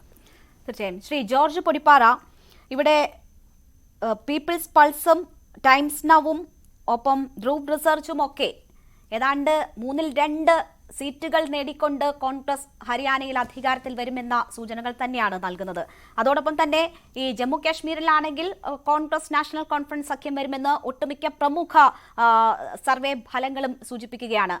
കോൺഗ്രസിന്റെ ഒരു ശക്തമായ തിരിച്ചുവരവാണോ ഈ 2 തെരഞ്ഞെടുപ്പുകളിലൂടെ നമ്മൾ കാണുന്നത്? പ്രചാരണ രംഗത്തുടനീളം അത്തരമൊരു മുൻതൂക്കം അവകാശപ്പെടാൻ കോൺഗ്രസിനെ സംബന്ധിച്ച് കഴിഞ്ഞിരുന്നു. അതിന് പിന്നാലെ വരുന്ന എക്സിറ്റ് പോൾ ഫലങ്ങൾ കൃത്യമായ സൂചനകൾ നൽകുമ്പോൾ ഒരു തിരിച്ചുവരവ് കോൺഗ്രസിന്റെ സൂചിപ്പിക്കുന്നുണ്ടോ ഇത്? തീർച്ചയായിട്ടും രേണുക, പ്രത്യേകിച്ച് ഹരിയാനയിലെ തെരഞ്ഞെടുപ്പ് ഫലങ്ങൾ വളരെ വ്യക്തമായ സൂചനകളാണ് നൽകുന്നത്. നേരത്തെ ഗോപകുമാർ സാർ കൃത്യമായി ചൂണ്ടിക്കാണിച്ചതുപോലെ പല ഘടകങ്ങൾ അവിടെ വർക്കൗട്ട് ചെയ്തു. ഒന്ന്, കഴിഞ്ഞ 10 വർഷത്തെ ഭരണത്തോടുള്ള ഒരു വിപ്രതിപത്തി അഥവാ ആന്റി ഇൻകംബൻസി ഫാക്ടർ. രണ്ടാമത് BJP അവരോട് ഒട്ടി നിന്നിരുന്ന ജാട്ട് വംശത്തിനെ വല്ലാതെ അകറ്റിയത്. കർഷക പ്രക്ഷോഭത്തിന്റെ ഭാഗമായിട്ട് ജാട്ട് വിഭാഗം BJPക്ക് ഏറ്റവും ശക്തമായ എതിരാളികളായി മാറുകയും മാത്രമല്ല ജാട്ടുകളെ അടുപ്പിക്കാനുള്ള യാതൊരു ശ്രമവും BJPയുടെ ഭാഗത്തുനിന്നുണ്ടായില്ല. പകരം ബ്രാഹ്മണ അതുപോലെ തന്നെ OBC കമ്മ്യൂണിറ്റിയെ ചേർത്ത് പിടിച്ചുകൊണ്ട് ഈ ജാട്ട് ഭീഷണിയെ അതിജീവിക്കാം എന്നൊരു ആത്മവിശ്വാസം BJP പുലർത്തിയോ എന്ന് സംശയം. ഏതായാലും ജാട്ട് വികാരം അതിശക്തമായി BJPക്ക് എതിരായിട്ട് ആഞ്ഞടിച്ചു എന്ന് വേണം കരുതാൻ. അതുപോലെ തന്നെ അഗ്നിവീർ, ഈ പട്ടാളത്തിലെ സെലക്ഷനുമായിട്ട് ബന്ധപ്പെട്ട് ഈ സംസ്ഥാനങ്ങളിലൊക്കെ ഏറ്റവും കൂടുതൽ ചെറുപ്പക്കാർ ജോലി കണ്ടെത്തുന്ന ഒരു മേഖലയാണ് സൈനിക സേവനം. അവിടെ പരമ്പരാഗത രീതിയിൽ നിന്ന് എത്രയോ കാലങ്ങളായിട്ട് സ്വാതന്ത്ര്യലബ്ധി മുതൽ തുടർന്നു വന്ന ആ രീതി മാറ്റിയിട്ട് അഗ്നിവീർ പദ്ധതി ആവിഷ്കരിച്ചതും ഹരിയാനയിലെ മൊത്തം ജനവികാരം എതിരാക്കി മാറ്റി എന്നുള്ളതൊരു വസ്തുതയാണ്. അപ്പൊ ഇങ്ങനെ ഒട്ടേറെ അതുപോലെ തന്നെ വിലക്കയറ്റം, തൊഴിലില്ലായ്മ, ഇങ്ങനെ പലവിധ ഘടകങ്ങൾ ഇതിനെല്ലാം ആന്റി ഇൻകംബൻസി ഫാക്ടറിൽ പെടുത്താവുന്നതാണ്. അപ്പോ ഇതെല്ലാം കൂടി ചേർന്നപ്പോൾ വളരെ കൃത്യമായി തന്നെ ഈ തെരഞ്ഞെടുപ്പ്, ഈ എക്സിറ്റ് പോൾ ഫലങ്ങളൊക്കെ വരുന്നതിന് മുമ്പ് തന്നെ ഹരിയാനയിൽ BJPയുടെ സ്ഥിതി പരിങ്ങലിലാണെന്ന് എല്ലാ രാഷ്ട്രീയ നിരീക്ഷകരും അതുപോലെ തന്നെ ചാനൽ ലേഖകരും ഒക്കെ ആവർത്തിച്ച് പറയുന്നുണ്ടായിരുന്നു. അത് ഏറെക്കുറെ ശരിവെക്കുന്ന ഒരു എക്സിറ്റ് പോൾ ഫലമാണ് ഇപ്പോൾ പുറത്തു വന്നിരിക്കുന്നത്. ഹരിയാനയുടെ കാര്യത്തിലുള്ള ഒരു പ്രത്യേകത എന്താണെന്ന് വെച്ചാൽ ഇതുവരെ പുറത്തു വന്ന ഒരൊറ്റ ചാനൽ പോലും BJP മുന്നിലെത്തും എന്ന് പറഞ്ഞിട്ടില്ല. നേരെ മറിച്ച് പരമ്പരാഗതമായിട്ട് കോൺഗ്രസിനെ പിന്തുണയ്ക്കാത്ത, പൊതുവിൽ കോൺഗ്രസ് ആഭിമുഖ്യം പുലർത്താത്ത ചാനലുകളെന്ന് നമ്മളൊക്കെ വിശ്വസിക്കുന്ന പല ചാനലുകളും, ഇപ്പൊ ഞാൻ സൂചിപ്പിക്കുന്നത് റിപ്പബ്ലിക് ചാനലിനെയും ടൈംസ് നൗ ചാനലിനെയും ഒക്കെയാണ്. അവരൊക്കെ പൊതുവെ എന്താ പറയാ, ആഭിമുഖ്യം എങ്ങോട്ടാണെന്നുള്ളത് എല്ലാവർക്കും അറിയാവുന്ന കാര്യമാണ്. പക്ഷെ ആ ചാനലുകൾ പോലും കോൺഗ്രസിന് 2/3 ഭൂരിപക്ഷം, അതും കോൺഗ്രസ് തനിച്ചാണ്. മാത്രമല്ല, കഴിഞ്ഞ തെരഞ്ഞെടുപ്പിൽ BJPയെ സഹായിച്ച് അധികാരത്തിലെത്താൻ സഹായിച്ച JJP പാർട്ടിയൊക്കെ ഇത്തവണ വളരെ തുച്ഛമായ സീറ്റുകൾ കൊണ്ട് തൃപ്തിപ്പെടേണ്ടി വരികയാണ്. INLDക്കും 3 മുതൽ 8 വരെ സീറ്റുകളൊക്കെയാണ് പറയുന്നത്. JJPക്ക് ആവട്ടെ പല സർവേകളും 3 സീറ്റ് അല്ലെങ്കിൽ പരമാവധി 5 സീറ്റൊക്കെയാണ് പറയുന്നത്. അപ്പൊ ഈ ഹരിയാനയിൽ ജനവിധി ഏതെങ്കിലും രീതിയിൽ അട്ടിമറിക്കാൻ BJPക്ക് കഴിയില്ല എന്ന രീതിയിലാണ് എല്ലാ എക്സിറ്റ് പോളുകളും എന്താ പറയുക ഒരേ സ്വരത്തിൽ പറയുന്നത്. മിക്കവാറും എക്സിറ്റ് പോളുകൾ ഏതാണ്ട് 2/3 ഭൂരിപക്ഷത്തിലേക്ക് കോൺഗ്രസ് എത്തിച്ചേരുമെന്ന് പറഞ്ഞു. അതല്ലാത്ത സർവേ ഫലങ്ങൾ ഏതാണ്ട് 50 സീറ്റിന്റെ 50-നും 60-നും ഇടയ്ക്ക് സീറ്റുകളിലേക്ക് കോൺഗ്രസ് എത്തും. ഏറ്റവും കുറഞ്ഞത് 45 എന്ന രീതിയിൽ നേരത്തെ MG മിഥുൻ അതിന്റെ കണക്കുകൾ അവതരിപ്പിച്ചു. അതുകൊണ്ട് ഞാൻ ആ കണക്കുകളിലേക്ക് പോകുന്നില്ല. അപ്പൊ ഒരു കോമൺ ഫാക്ടർ എടുത്ത് നോക്കുമ്പോൾ ഹരിയാനയുടെ കാര്യത്തിൽ നമുക്ക് ഉറപ്പിക്കാം, അവിടെ BJPക്ക് ഒരു സാധ്യതയില്ല. എന്താ പറയാ, ഗുസ്തി താരങ്ങളുടെ രോഷമൊക്കെ ജനം ഏറ്റെടുക്കുന്നു. അതുപോലെ വിഘ്നേഷ് ഫോഗട്ടിനെയൊക്കെ ജനം നെഞ്ചേറ്റുന്നു എന്ന് തന്നെ വിചാരിക്കേണ്ടി വരും. അതൊക്കെ ഒരു വലിയ വികാരമായിട്ട്, ഒത്തിരിയേറെ വികാരങ്ങൾ ഒരുമിച്ച് അലയടിക്കുമ്പോൾ അത് BJPക്ക് എതിരായിട്ടുള്ള വലിയ ഒരു പ്രഹരമായി മാറുന്ന കാഴ്ചയാണ് നമ്മൾ കാണുന്നത്. മാത്രമല്ല, മറ്റൊരു കാര്യം സൂചിപ്പിക്കാനുള്ളത്, ഇത് കഴിഞ്ഞ ലോക്സഭാ തെരഞ്ഞെടുപ്പിൽ BJP അങ്ങനെ കഷ്ടിച്ച് പിടിച്ചു നിൽക്കുക ചെയ്ത്. ഇത്തവണ നരേന്ദ്രമോദി ഈ ഹരിയാനയിലെ ഫലം ഏറെക്കുറെ മുൻകൂട്ടി ഉറപ്പിച്ചിരുന്നോ എന്ന് സംശയിക്കത്തക്ക രീതിയിൽ അദ്ദേഹം കഴിഞ്ഞ തെരഞ്ഞെടുപ്പിൽ നടത്തിയ പോലെ വൻതോതിൽ റാലികളൊന്നും ഹരിയാനയിൽ നടത്തിയില്ല. കാശ്മീരിലും അദ്ദേഹം കാര്യമായിട്ട് മുൻപത്തെ അപേക്ഷിച്ച് പകുതിയോ 1/3 റാലികളാണ് നടത്തിയത്. എന്നാൽ രാഹുൽ ഗാന്ധി ഈ ഹരിയാനയിലും കാശ്മീരിലും കുറെ മോദിയെക്കാളും കൂടുതൽ റാലികൾ നടത്തി. അപ്പൊ പ്രചരണ രംഗത്തും കോൺഗ്രസ് ആണ് മുന്നിട്ട് നിന്ന്. ആകെപ്പാട് ഒരു കല്ലുകടി എന്ന് പറയാവുന്നത് ഹരിയാനയിൽ കുമാരി ഷെൽജിയും ഭൂപീന്ദർ സിംഗ് ഹൂഡയും തമ്മിലുള്ള ഒരു എതിർപ്പ്, ഒരു ചർച്ചയില്ലായ്മയായിരുന്നു. പക്ഷെ ഹൈക്കമാൻഡ് ഹൂഡയ്ക്കൊപ്പം നിന്ന് ഹൂഡയ്ക്ക് എല്ലാ എന്താ പറയാ ഫ്രീ ഹാൻഡ് കൊടുത്തു. സ്ഥാനാർത്ഥി നിർണയത്തിലും അടക്കം പ്രചരണത്തിലും എല്ലാം ഹൂഡയ്ക്ക് അപ്പർ ഹാൻഡ് കൊടുത്തുകൊണ്ട് ഷെൽജയുടെ പ്രതിഷേധത്തെ അങ്ങനെ അങ്ങ് മൈൻഡ് ചെയ്യുന്ന ഒരു കാഴ്ച നമ്മൾ കണ്ടില്ല. ഒടുവിൽ ഷെൽജ മെരുങ്ങുന്ന കാഴ്ചയും അവസാന നിമിഷങ്ങളിൽ കണ്ടു. ഇതിനിടയ്ക്ക് സൂചനകൾ കൃത്യമായിരുന്നു. BJP പാളയത്തിൽ നിന്ന് വളരെ പ്രമുഖരായ നേതാക്കൾ അവസാനം പ്രചരണത്തിന്റെ അവസാന ദിവസം വരെ കോൺഗ്രസ് ക്യാമ്പിലേക്ക് ചേക്കേറുന്ന കാഴ്ചയും കണ്ടു. ഇതാണിപ്പോ ഹരിയാനയിലെ ചിത്രം. ആ ചിത്രങ്ങളെല്ലാം, ആ വിലയിരുത്തലുകളെല്ലാം അച്ചട്ടാണ്, അത് അംഗീകരിക്കുന്ന രീതിയിലാണ് ഇപ്പോൾ എക്സിറ്റ് പോളുകൾ വന്നിരിക്കുന്നത്. മാത്രമല്ല, ഇത്തവണ എക്സിറ്റ് പോളുകളെ കുറിച്ചുള്ള ഒരു പ്രത്യേകത ഞാൻ പറയാൻ ആഗ്രഹിക്കുന്നു. കഴിഞ്ഞ ലോക്സഭാ തെരഞ്ഞെടുപ്പിലെ പോലെ എക്സിറ്റ് പോളുകൾ നടത്തുന്നത് ഇത്തവണ അവർക്ക് വേറെ ആരെയും പ്രീതിപ്പെടുത്തേണ്ട കാര്യമൊന്നുമില്ല. കഴിഞ്ഞ തവണ വലിയ ആരോപണം ഉയർന്നിരുന്നു, ഷെയർ മാർക്കറ്റിലെ അല്ലെങ്കിൽ ഷെയർ മാർക്കറ്റ് ലോബിക്ക് വേണ്ടി, കമ്പനികൾക്ക് വേണ്ടി, അത് ഷെയർ വില കുതിപ്പിക്കാൻ വേണ്ടി ചില എന്താ പറയുക അഡ്ജസ്റ്റ്മെന്റുകളൊക്കെ പോൾ ഫലങ്ങളിൽ ഉണ്ടായിരുന്നു എന്നുള്ള ആരോപണം ശക്തമായിട്ട് വന്നിരുന്നു. പക്ഷെ ഇത്തവണ അങ്ങനെയുള്ള കാര്യമൊന്നുമില്ല. ഹരിയാന, ജമ്മു കാശ്മീർ തെരഞ്ഞെടുപ്പ് ഫലം ഷെയർ മാർക്കറ്റിനെ ബാധിക്കാനൊന്നും പോകുന്നില്ല. അതുകൊണ്ട് തന്നെ കൃത്യവും വ്യക്തവും അതുപോലെ തന്നെ വളരെ ശാസ്ത്രീയവുമായിട്ടായിരിക്കാം ഈ സർവേ നടത്തിയിട്ടുള്ളത് എന്നാണ് ഞാൻ വിശ്വസിക്കുന്നത്. കാശ്മീരിനെ കുറിച്ച് പറയുമ്പോൾ ചില സർവേകൾ, കൂടുതൽ എന്ന് പറയാൻ പറ്റില്ല എങ്കിലും മുൻതൂക്കം കൂടുതൽ പ്രഖ്യാപിക്കുന്നത് കോൺഗ്രസ് നാഷണൽ കോൺഫറൻസ് സഖ്യത്തിനാണ്. പക്ഷെ എങ്കിലും പൊതുവിൽ നമുക്ക് കാണാൻ കഴിയുന്ന കാഴ്ച കാശ്മീരിൽ ഒരു തൂക്ക് സഭയ്ക്കുള്ള സാധ്യതയാണ് കാണുന്നത്. എങ്കിലും കോൺഗ്രസ് നാഷണൽ കോൺഫറൻസ് സഖ്യം ഒരു പക്ഷേ ഏറ്റവും വലിയ സഖ്യമായിട്ട് മാറി അധികാരത്തിലേക്ക് അടുത്തേക്കാൻ സാധ്യതയുണ്ട്. പക്ഷെ റിപ്പബ്ലിക് ടിവിയുടെ സർവേ പറയുന്ന ഏറ്റവും വലിയ ഒറ്റകക്ഷിയായിട്ട് PDP എമർജ് ചെയ്യുന്നതാണ്, 28 സീറ്റ്. പക്ഷെ ആ ഒരു ചാനൽ ഒഴിച്ച് മറ്റാരും അങ്ങനെ ഒരു സംഖ്യ PDPക്ക് കൊടുക്കുന്നില്ല. ജമ്മു മേഖലയിൽ, ഹിന്ദു ഭൂരിപക്ഷ മേഖലയായ ജമ്മുവിൽ ഇത്തവണയും BJPയുടെ ഒരു അശ്വമേധം നടക്കുന്നുണ്ട്. അവിടെ മറ്റുള്ളവരെയൊക്കെ വളരെ പിന്നിലാക്കി BJP കൂടുതൽ സീറ്റുകൾ നേടുന്നു. പക്ഷെ കാശ്മീർ മേഖലയിൽ BJP കുറച്ച് സീറ്റുകളിലെ മത്സരിച്ചുള്ളൂ. 47-19 മാത്രമാണ് അവർ കാശ്മീർ മേഖലയിൽ. അത് മുസ്ലിം ഭൂരിപക്ഷ മേഖലയാണ്. അത് അറിഞ്ഞുകൊണ്ട് തന്നെ അവർ വേറെ ചില അടവ് നയങ്ങളാണ് സ്വീകരിച്ച് കുറേയേറെ സ്വതന്ത്രന്മാരെ, ചെറുകക്ഷികളെയൊക്കെ പിന്തുണയ്ക്കുന്ന, അല്ലെങ്കിൽ BJPക്ക് വേണ്ടി അത്തരം ചെറുകക്ഷികൾ മത്സരിക്കുന്നു. അവര് ഇപ്പൊ റഷീദ് എഞ്ചിനീയർ പാർട്ടിയൊക്കെ അടക്കമുള്ളവര് ഈ കോൺഗ്രസ് അതുപോലെ നാഷണൽ കോൺഫറൻസ് സാധ്യതകളെ അട്ടിമറിക്കാൻ വേണ്ടി BJPയുടെ ഒരു വലിയ ഒരു എന്താ പറയാ ഒരു ആസൂത്രിത നീക്കത്തിന്റെ ഭാഗമായിട്ട്, ഒരു അടവ് തീർച്ചയായും നയത്തിന്റെ ഭാഗമായിട്ട് എക്സിറ്റ് പോളുകളും അത്തരം സൂചനകൾ നൽകുന്നുണ്ട്. ദൈനിക് ഭാസ്കർ അതേഴ്സ് 18 വരെ സീറ്റുകൾ നേടാമെന്ന് പറയുന്നു. സീ വോട്ടർ 11, NDTV 13 സീറ്റുകൾ വരെ അതേഴ്സ് നേടാമെന്ന് പറയുന്നു. റിപ്പബ്ലിക് 16 സീറ്റുകൾ വരെ ഒരു പക്ഷേ അതേഴ്സ് നേടാമെന്ന് പറയുമ്പോൾ നിർണായകമാകുന്നത് ഒരു പക്ഷേ ആ ശക്തികളാകാൻ, ഈ അതേഴ്സിൽ വരുന്നവർ ആകാൻ സാധ്യതയുണ്ട്. അങ്ങനെയാണെങ്കിൽ BJPക്ക് അങ്ങനെ സർക്കാർ രൂപീകരിക്കാൻ കഴിയുന്ന ഒരു സാധ്യത ഉണ്ടാവുകയും ചെയ്യും. ഞാൻ താങ്കളിലേക്ക് തിരിച്ചെത്താം. Shri P. Krishnadas, double engine സർക്കാർ നിങ്ങളുടെ മുദ്രാവാക്യമായിരുന്നു. ഹരിയാനയിൽ കഴിഞ്ഞ 10 വർഷമായി ഡബിൾ എഞ്ചിൻ സർക്കാരാണ്. പക്ഷേ എക്സിറ്റ് പോൾ ഫലങ്ങൾ നിങ്ങളെ തൂത്തെറിയും ജനങ്ങൾ എന്നതാണ് സൂചിപ്പിക്കുന്നത്. രേണുക, ഡബിൾ എഞ്ചിൻ സർക്കാർ എന്നുള്ള പ്രയോഗം പ്രധാനമായും രാജ്യത്തെ വികസനവുമായി ബന്ധപ്പെട്ട് കേന്ദ്ര ഗവൺമെന്റിനൊപ്പം നിൽക്കാൻ കഴിയുന്ന സംസ്ഥാന ഗവൺമെന്റ് ഉണ്ടാവുക എന്നുള്ള രാഷ്ട്രീയത്തിന്റെ ഭാഗമായിട്ടാണ്.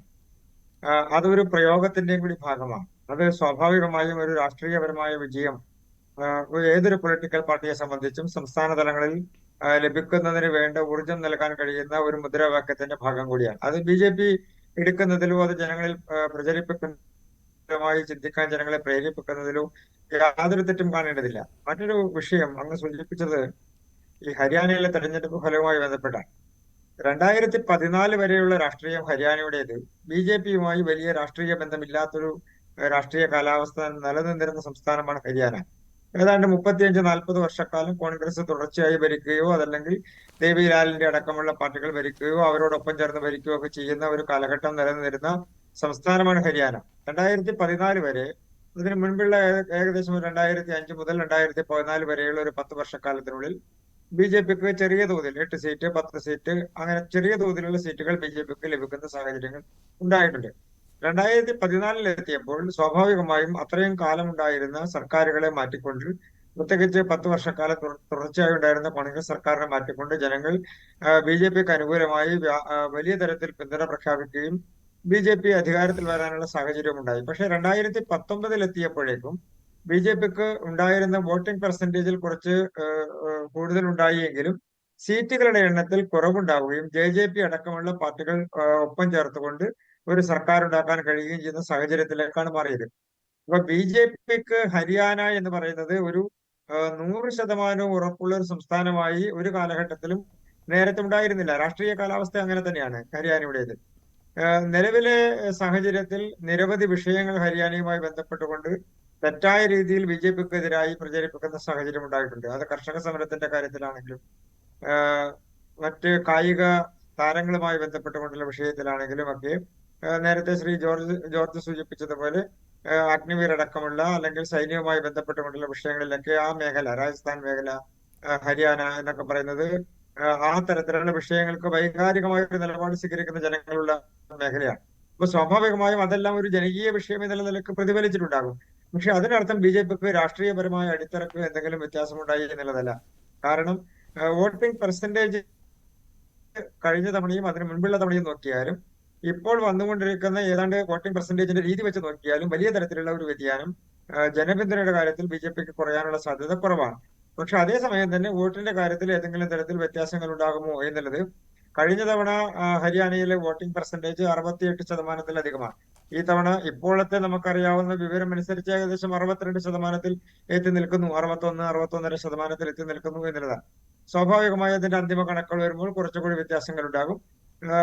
എന്തായാലും ഇതിനെ സംബന്ധിച്ച് നടക്കുന്ന ചർച്ചകളും എക്സിറ്റ് പോളുകളുടെ ഫലങ്ങളും എല്ലാം വിലയിരുത്തുമ്പോൾ ഏതെങ്കിലും തരത്തിലുള്ള BJPക്ക് വോട്ടിംഗ് പെർസെന്റേജിലല്ലാതെ സീറ്റുകളുടെ എണ്ണത്തിൽ വ്യത്യാസം ഉണ്ടായാലും അതൊരു വലിയ തരത്തിലുള്ള രാഷ്ട്രീയ വിജയമായി അല്ലെങ്കിൽ മറ്റ് കക്ഷികളുടെ വിജയമായി കാണേണ്ടതുണ്ടാകുമോ എന്നുള്ളത് അത് വോട്ടിംഗ് പെർസെന്റേജ് കൂടി പുറത്തു വന്നാലേ നമുക്ക് കാണാൻ വേണ്ടി കഴിയും.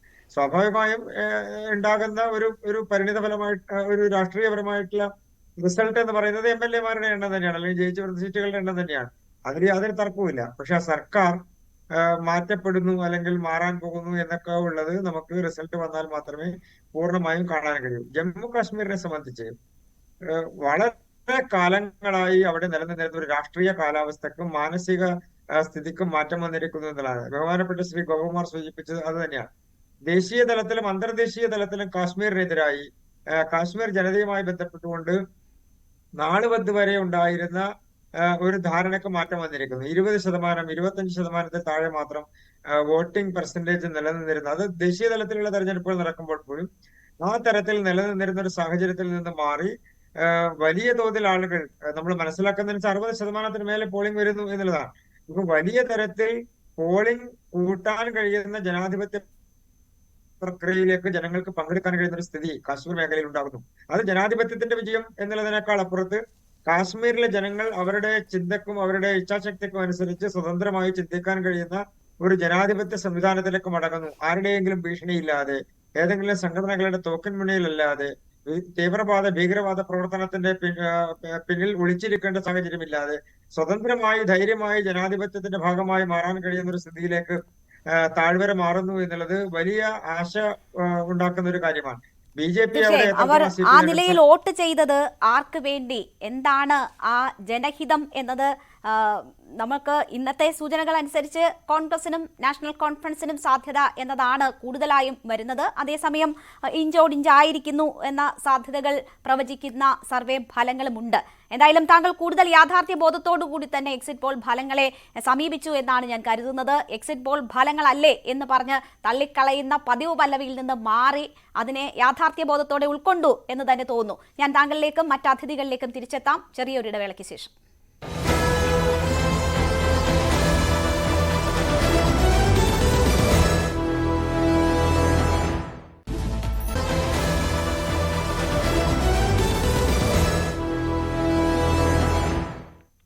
എക്സിറ്റ് പോൾ ഫലങ്ങളുടെ വിശകലനമാണ് ശ്രീ ജി ഗോപകുമാർ. ഇവിടെ നമ്മൾ ഹരിയാനയിലേക്ക് തന്നെ വന്നാൽ കോൺഗ്രസിന് അവിടെ ഇന്ത്യ മുന്നണിയായി മത്സരിക്കാനുള്ള സാഹചര്യം പോലും ഇല്ലായിരുന്നു എന്ന് വേണം കാണാൻ. AAPയുമായി സഖ്യത്തിൽ മത്സരിക്കാൻ കഴിയുന്നില്ല. അവർ ചോദിച്ച സീറ്റ് നൽകുന്ന ഒരു സാഹചര്യം കോൺഗ്രസിനെ സംബന്ധിച്ച് അവർക്ക് ആത്മവിശ്വാസം ഉണ്ടായിരുന്നു. അവർ 10 സീറ്റിലധികം വേണം എന്ന ആവശ്യം മുന്നോട്ട് വെച്ചു. അത് നടക്കാതെ എല്ലാ സീറ്റിലും ആം ആദ്മി പാർട്ടി മത്സരിക്കുന്ന ഒരു സാഹചര്യം അവിടെ ഉണ്ടായിരുന്നു. എന്നിട്ടും കോൺഗ്രസ് ഒറ്റയ്ക്ക് തന്നെ മത്സരിക്കുന്നു, ഒറ്റയ്ക്ക് തന്നെ അധികാരത്തിൽ വരാൻ പറ്റുന്ന ഒരു സാഹചര്യം അവിടെ സൃഷ്ടിക്കുന്നു എന്നാണ് മനസ്സിലാകുന്നത്. കഴിഞ്ഞ തവണ 36% വോട്ട് BJPയെ സംബന്ധിച്ചുണ്ടായിരുന്നു. 28% ചുരുങ്ങിയിരുന്നു കോൺഗ്രസ്. അവിടെ നിന്ന് ഒറ്റയ്ക്ക് ഭരണം പിടിക്കാൻ പറ്റുന്ന തരത്തിൽ എമേർജ് ചെയ്യാൻ കോൺഗ്രസിന് കഴിയുന്നുണ്ട് എങ്കിൽ അത് വലിയൊരു സന്ദേശം തന്നെയല്ലേ നൽകുന്നത്? തീർച്ചയായിട്ടും അത് നൽകുന്നൊരു സന്ദേശം BJPയെ സംബന്ധിച്ചിടത്തോളം NDAയെ സംബന്ധിച്ചിടത്തോളം ദേശീയ രാഷ്ട്രീയവും സംസ്ഥാന രാഷ്ട്രീയവും അവർ കൂടുതൽ ശ്രദ്ധിക്കണമെന്നുള്ളതാണ്. നമുക്കറിയാം ഒരു സമയത്ത് BJPയുടെ നേതൃത്വത്തിലുള്ള NDA സഖ്യം രാജ്യത്തിലെ 20 സംസ്ഥാനങ്ങളോളം ഭരിച്ചിരുന്നൊരു കാലഘട്ടമാണ്. ഇപ്പോഴത് വന്ന് താഴേക്ക് വന്ന് 15ലേക്കൊക്കെ ഒതുങ്ങുന്നൊരു സാഹചര്യമാണ്. അപ്പോൾ കുറേ സംസ്ഥാനങ്ങളിങ്ങനെ പോകുന്നു. ഈ ഹരിയാനയുടെ ഒരു ഭൂമിക അത് മാത്രം എടുത്തു നോക്കിയാൽ നമുക്കറിയാം. അത് ഉത്തരേന്ത്യയിലാണ്, മാത്രമല്ല ഹിന്ദി സ്പീക്കിംഗ് ഏരിയയാണ്, പഞ്ചാബിനടുത്ത് കിടക്കുന്നൊരു സംസ്ഥാനമാണ്, ഡൽഹിക്കടുത്ത് കിടക്കുന്ന സംസ്ഥാനമാണ്. അപ്പോൾ തീർച്ചയായിട്ടും ഒരു സംസ്ഥാന രാഷ്ട്രീയമാണെങ്കിലും പാർലമെൻറ്റ് തിരഞ്ഞെടുപ്പിൽ പിടിച്ചു നിന്നു എന്നുള്ളത് സത്യമാണ്.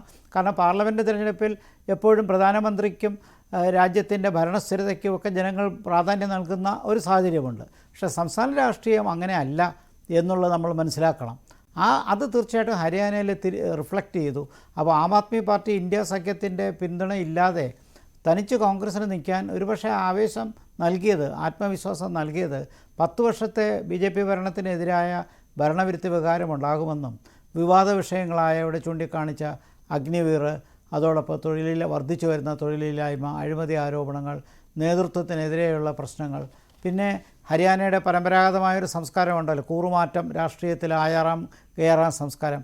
അതിൽ കോൺഗ്രസിൻ്റെ PCC പ്രസിഡൻ്റായിരുന്ന ഒരു നേതാവ് BJPയിലേക്ക് വന്ന് തിരഞ്ഞെടുപ്പിൻ്റെ അന്ന് തിരിച്ചുപോയി എന്ന് കോൺഗ്രസ്സിലേക്ക് പോയി എന്ന് പറയുമ്പോൾ അവിടെ ഐഡിയോളജിയേക്കാളേറെ പ്രായോഗിക രാഷ്ട്രീയത്തിനാണ് പ്രസക്തി നൽകുന്നത്. അപ്പോൾ കാറ്റ് മാറി വീശുന്നു എന്ന് മനസ്സിലാക്കി രാഷ്ട്രീയത്തിലുള്ള നേതാക്കന്മാർ കുറച്ച് പേർ അങ്ങോട്ടും ഇങ്ങോട്ടും മാറി.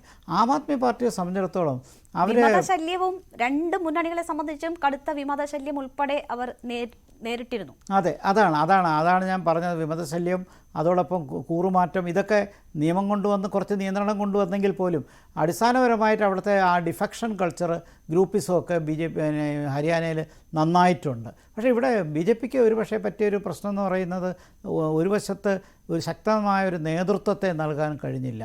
പിന്നെ കഴിഞ്ഞ 10 വർഷമായി ഭരിച്ചിരുന്നെങ്കിലും അതോടൊപ്പം തന്നെ സഖ്യകക്ഷികളെ ഒരുമിച്ച് കൊണ്ടുവരാനോ ഇപ്പോൾ JJP പോലുള്ള കക്ഷികളോടൊപ്പം ഒരുമിച്ച് നിർത്താനോ പിന്നെ കർഷകരുടെ പ്രശ്നം വന്നപ്പോൾ അതിന് രമ്യമായൊരു പരിഹാരം കണ്ടെത്താൻ ഇപ്പോൾ നമുക്കറിയാം നിയമം പിൻവലിക്കേണ്ടി വന്നൊരു സാഹചര്യം കർഷകരുടെ സമരവുമായി ബന്ധപ്പെട്ട പഞ്ചാബിലും ഹരിയാനയിലും ഒക്കെ ഉണ്ടായി. അപ്പോൾ ചുരുക്കത്തിൽ അവിടെ അസംബ്ലി തെരഞ്ഞെടുപ്പിലേക്ക് വേണ്ട ഒരു റിക്കവറി അത് BJPക്ക് വേണ്ട രീതിയിൽ ചെയ്യാൻ കഴിഞ്ഞില്ല എന്നോ ഇല്ലെങ്കിൽ ഒരു പക്ഷേ കാറ്റ് മാറുന്നത് മനസ്സിലാക്കിയതാണോ, എന്തായാലും ഈ 4 പാർട്ടികൾ ഇപ്പോൾ നമുക്കറിയാം 4 പ്രധാനപ്പെട്ട കക്ഷികൾ വ്യത്യസ്തമായി നിന്ന് മത്സരിച്ച ഒരു സാഹചര്യമാണ്. അപ്പോൾ അതുകൊണ്ട് ഏതെങ്കിലും സഖ്യത്തിൻ്റെ ഫലമായാണ് കോൺഗ്രസ് ജയിച്ചു എന്ന് പറയാൻ പറ്റില്ല.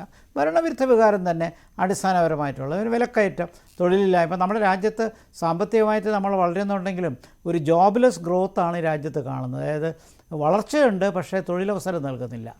എക്കോണമി വലുതാകുന്നുണ്ട് പക്ഷേ അതനുസരിച്ച് തൊഴിലവസരങ്ങൾ വർദ്ധിക്കുന്നില്ല. ഇപ്പോൾ ഹരിയാന പോലത്തെ സംസ്ഥാനങ്ങൾ നമുക്കറിയാം കർഷകരുണ്ട്, വിദ്യാഭ്യാസപരമായി ഉയർന്ന ആൾക്കാരുണ്ട്, അതോടൊപ്പം ഇൻഡസ്ട്രിയലായിട്ടുള്ള ക്യാരക്ടറുള്ള വ്യവസായ സംസ്കാരമുണ്ട്. ഇതെല്ലാം ചേർന്നൊരു നല്ലൊരു ഭൂമികയാണ് ഹരിയാന. അപ്പോൾ ആ നിലയ്ക്ക് അവിടുത്തെ ആൾക്കാർക്ക് അതൃപ്തി വന്നു എന്ന് പറയുമ്പോൾ നമ്മളത് രാജ്യത്തിലെ തന്നെ പ്രത്യേകിച്ച് ഉത്തരേന്ത്യയുടെ ഹൃദയഭൂമിയിൽ ഉണ്ടാകുന്ന ഒരു മാറ്റം ഒരു ചെറിയ സംസ്ഥാനമാണെങ്കിലും അത് BJPയെ സംബന്ധിച്ചിടത്തോളം ഒരു പാഠമാണ്.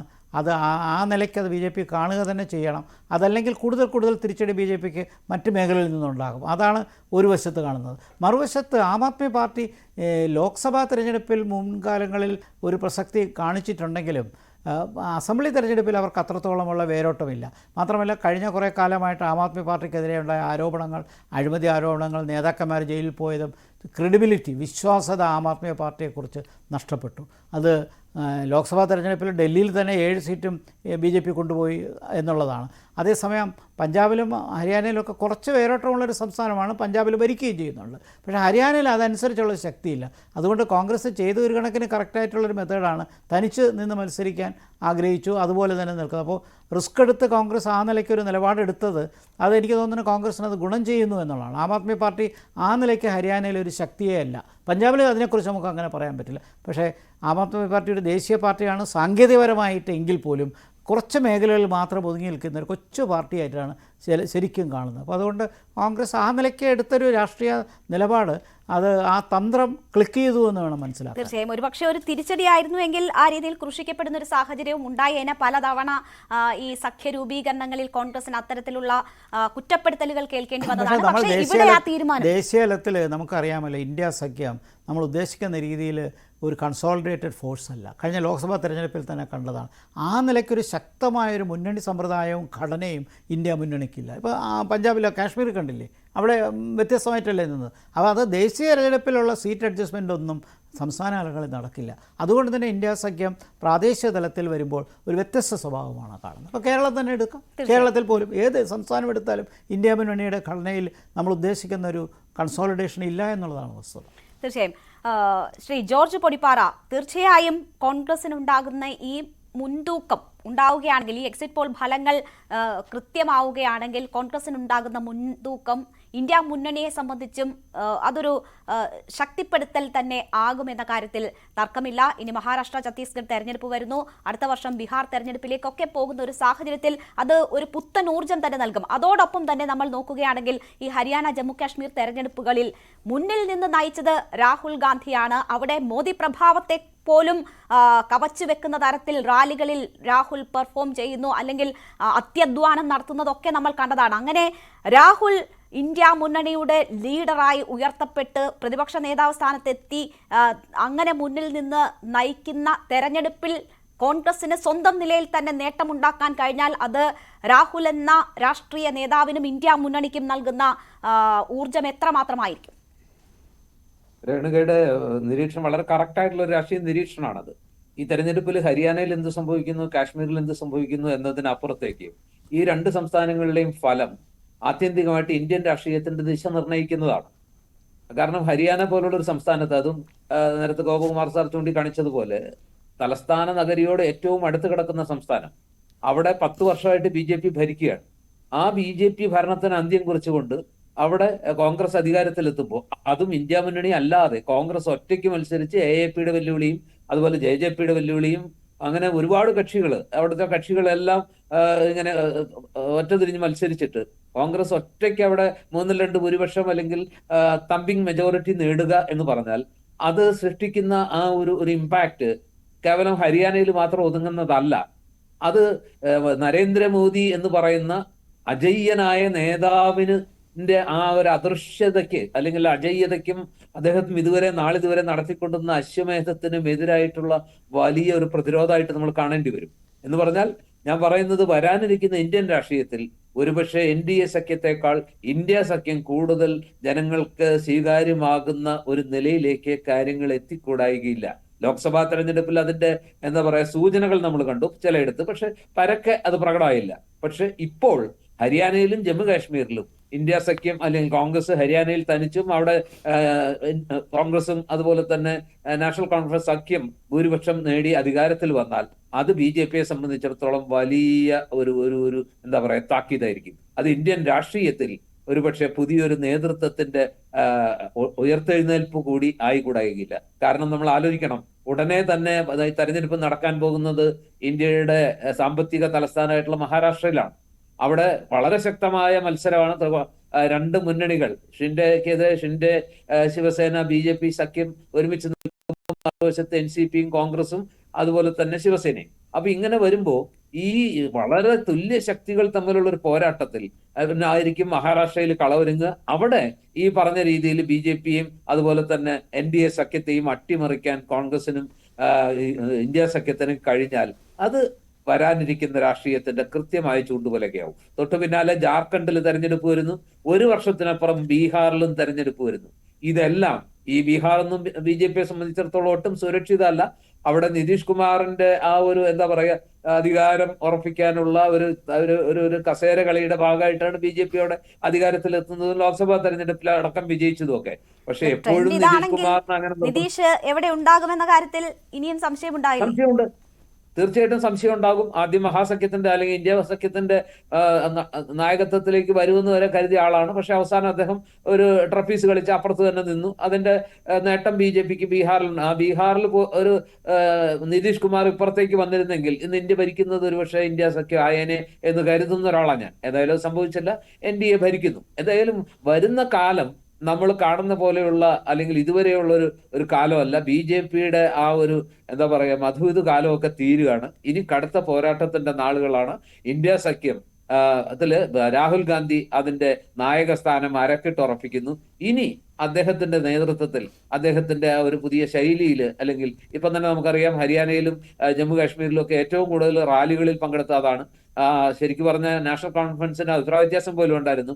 എന്തിനാണ് വളരെയധികം സ്വാധീനമുള്ള ഈ കാശ്മീർ താഴ്വരയിൽ എന്തിനാണ് രാഹുൽ ഇത്ര റാലിയിൽ പങ്കെടുക്കുന്നത്, മറിച്ച് സ്വാധീനം കുറഞ്ഞ് ജമ്മുവിലായാൽ പോരെ എന്ന് ഒമർ അബ്ദുള്ള ചോദിച്ച വാർത്തകൾ നമ്മൾ കണ്ടു. ശരിയാണ്, പക്ഷെ രാഹുലിന് ഒരുപക്ഷെ വേറെ കണക്കൂട്ടലായിരിക്കാം. എന്തായാലും രാഹുൽ ഒരു വലിയ ഘടകമായി മാറുകയാണ്. പ്രതിപക്ഷ നേതാവ് എന്നുള്ള നിലയ്ക്ക് ഷൈൻ ചെയ്യുന്നുണ്ട്. പഴയ പോലെ അദ്ദേഹത്തെ ഇനി ആരെങ്കിലും പഴയ പേരൊക്കെ വിളിച്ചിട്ടുണ്ടെങ്കിൽ അവർ വിഡ്ഢികളാവുന്ന ഒരു അവസ്ഥ ഉണ്ടെന്നാണ് എനിക്ക് തോന്നുന്നത്. ഏതായാലും വരാനിരിക്കുന്ന ഇന്ത്യൻ രാഷ്ട്രീയത്തിലേക്കുള്ള വളരെ കൃത്യമായ ഒരു ചൂണ്ടുപലകയായിട്ട് ഈ 2 ഫലങ്ങൾ നമ്മുടെ മുമ്പിലേക്ക് വരും. അത് ഇന്ത്യൻ രാഷ്ട്രീയത്തെ എങ്ങനെ പരിണമിപ്പിക്കും എന്നതാണ് വരും നാളുകളിൽ ഒരുപക്ഷെ ഈ വർഷത്തെ ഏറ്റവും വലിയ രാഷ്ട്രീയ കൗതുകം, രാഷ്ട്രീയ ജിജ്ഞാസ എന്നാണ് ഞാൻ കരുതുന്നത്. തീർച്ചയായും ശ്രീ കൃഷ്ണദാസ്, ഇവിടെ ഒരു സൂചകമായാണ് ഈ തെരഞ്ഞെടുപ്പ് ഫലത്തെ കാണുന്നത്. ഇപ്പോൾ എക്സിറ്റ് പോൾ ഫല സൂചനകളാണ് വന്നിരിക്കുന്നത്. പക്ഷേ ഇതിന്റെ യഥാർത്ഥ ഫലം എന്ന് പറയുന്നതും ഒരു സൂചകമായിരിക്കും എന്ന കാര്യത്തിൽ സംശയമില്ല. ഇവിടെ ഹരിയാനയിൽ നിങ്ങളൊരു തിരിച്ചടി പാർലമെന്റ് തെരഞ്ഞെടുപ്പ് സമയത്ത് തന്നെ ഭയന്നതാണ്. ഖട്ടറിനെ മാറ്റിയൊക്കെയുള്ള അറേഞ്ച്മെന്റിലൂടെ മുഖം രക്ഷിക്കാൻ കഴിഞ്ഞു പാർലമെന്റിൽ. പക്ഷേ ഇപ്പോൾ നിയമസഭാ തെരഞ്ഞെടുപ്പ് ആകുമ്പോൾ കൃത്യമായി വലിയ തിരിച്ചടികൾ പ്രവചിക്കപ്പെടുകയാണ്. അത് BJPയിൽ മാത്രം ഒതുങ്ങുന്നതല്ല. JJPയുടെ അവസ്ഥ നോക്കിയാൽ റിപ്പബ്ലിക് 3 വരെ സീറ്റുകൾ പറയുന്നു. അതേസമയം ആക്സിസും ദൈനിക് ഭാസ്കറും പീപ്പിൾ പൾസും ഒക്കെ ദൈനിക് ഭാസ്കറും 0 സീറ്റുകളാണ് പ്രവചിക്കുന്നത്. People's Pulse 1 seat, Times Now 3 seat വരെ, ധ്രുവ് റിസർച്ച് 0. അപ്പോൾ 0 ആണ് JJPക്ക് പ്രവചിക്കപ്പെടുന്നത് എന്നത് നമ്മൾ കാണണം. അവർ നിങ്ങൾക്കൊപ്പം നിന്ന് തിരിച്ചടിയാകുമെന്ന് കണ്ട് നിങ്ങളിൽ നിന്ന് പിന്മാറി ASPയുമായി ചേർന്നൊക്കെ മത്സരിച്ചു. പക്ഷേ അപ്പോൾ പോലും നിങ്ങളെ കൂടെ നിന്നു എന്നതിൻ്റെ പേരിലായിരിക്കാം അവർക്ക് ആ തിരിച്ചടി നേരിടുന്ന സാഹചര്യം പ്രവചിക്കപ്പെടുന്നത്. അങ്ങനെയാണെങ്കിൽ ഇതൊരു സൂചകമാണെങ്കിൽ ഇപ്പം ഒപ്പമുള്ള എത്ര പേർ ഉണ്ടാകും വരും കാലത്ത് എന്നത് സംശയമാകും. അതാണ് ചൂണ്ടിക്കാണിക്കപ്പെടുന്നത്. കേൾക്കാമോ? കേൾക്കാം. BJPയെ സംബന്ധിച്ച് BJPയുടെ തുടക്കകാലം മുതൽ തന്നെ നമുക്കെല്ലാം അറിയുന്നത് പോലെ തന്നെ BJP ദേശീയ രാഷ്ട്രീയത്തിൽ പാർലമെന്റിൽ വരികയും 2 സീറ്റുമായി പാർലമെന്റിൽ ഇരിക്കുകയും അതിനെ തുടർന്ന് ദേശീയ തലത്തിൽ നടന്നിട്ടുള്ള വലിയ പ്രക്ഷോഭങ്ങളുടെ ഭാഗമായി രാജ്യത്തെ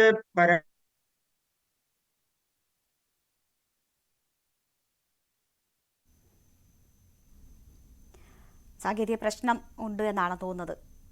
ഞാൻ അദ്ദേഹത്തിലേക്ക് തിരിച്ചെത്താം. നമുക്കൊരു ഇടവേളയ്ക്ക് ശേഷം തിരിച്ചെത്താം.